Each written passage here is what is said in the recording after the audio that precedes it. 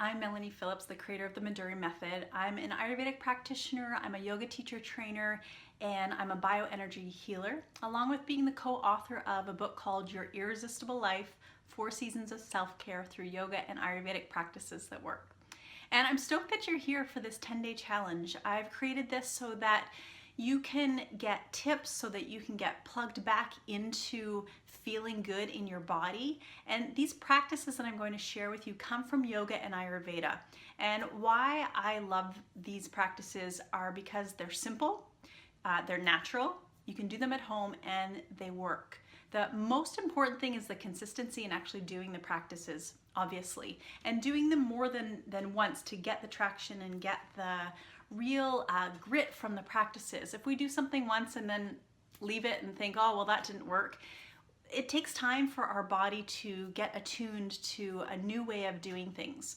So this 10-day challenge, I'm going to give you 10 different practices. I'm going to talk about how to improve your sleep, your energy, your digestion, your mental attitudes, all of these things. Think of it like a buffet or a smorgasbord. Take what works for you. It's not necessary that you take every challenge from every day and implement it into your life immediately. I would suggest weaving things in slowly. Now, if you've already got a daily practice and are working with some of the Ayurvedic practices already, then for you, I would definitely start to go deeper into these practices and bring in a little bit more of that fire energy to get the determination, to get the willpower, to be able to make the changes that are going to make you feel better. So, the excuses. Often when I work with my Ayurvedic clients, the excuses that I hear for not being able to do the recommendations that I give them are time, energy, money can sometimes be an excuse. Often other things get in the way. So before you start this 10-day challenge, in this moment, just look at your life and consider what you don't need, things that are extraneous. Maybe it's that 5 extra minutes you spend on Facebook or on your phone, that if you took that away and implemented one or a couple of the practices that I'm going to share with you, you're going to start to edge your health in a direction that feels better.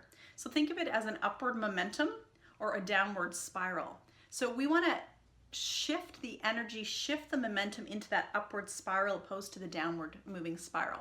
And we can easily get into traction where we're going downhill, and that momentum of unhealthy eating habits, sleep habits, all kinds of daily habits are taking us down that negative spiral.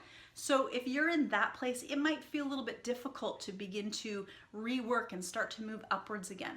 And that's okay. Know that if it's not uncomfortable, you're probably not making much of a change. Change is difficult because it goes against what we've been doing habitually. That's all. But once we create new habits, then it becomes easier to do these practices. So my intention is that these things are simple enough that you can do them. Some of them will take you literally 10 seconds, and some of the practices will take you more time. But as we go through these 10 days, stay connected to the group, stay connected through the comments, through Facebook. I would love to hear how this process is going for you. And feel free to share it with your friends. Now's the time. Pass this on to anyone that you know could benefit from some natural, loving guidance and Ayurvedic self-care.